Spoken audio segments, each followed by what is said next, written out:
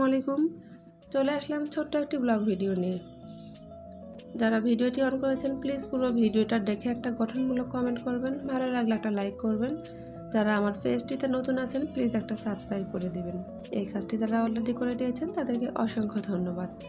তো হঠাৎ করেই গত মঙ্গলবারের দিন আমি বাড়ি চলে যাই পূজার ছুটিতে, যাওয়ার কোনো কথাই ছিল না। তো মনে হলো যে বাবা মাকে একটু দেখে আসি, তো যেই কথা সেই কাজ। সকাল 7টার সময় রওনা দেই, গাড়িতে উঠি। তো বাসায় পৌঁছেই দেখলাম আমার বাবা বাজার করে নিয়ে আসছে, আর সেগুলো আমার ছোটো বোন গোছাচ্ছে এবং ভিডিও করছে, কারণ ওর একটা চ্যানেল আছে, ইউটিউব চ্যানেল, যার নাম মোমেন্টস উইথ শম্পা। তো পারলে সবাই একটু ঘুরে আসবেন, আশা করি ভালো লাগবে ওর চ্যানেলটা। তো ওর বাসা কিন্তু আমার বাবার বাড়ির পাশেই। তো আমি ওকে বলেছিলাম তুই একটু আগে চলে আসবি, তো আগেই চলে এসেছিলো এবং মাকে হেল্প করছিল। আর এই যে আমার আব্বার বীজ কোম্পানি, সবুজ বাংলা সিড কোম্পানি, তো সেগুলো কাজে একটু হেল্প করছিল আমার ভাগ্নিরা।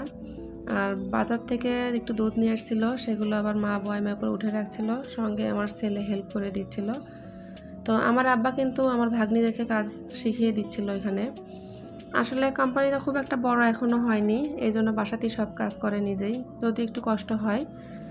আর এই যে ছোটো মাছ চচ্চড়ি, যেহেতু একটু লাইটিংয়ের ব্যবস্থা নেই ওখানে, তাই একটু অন্ধকার, সবাই একটু ক্ষমা সুন্দর দৃষ্টিতে দেখবেন।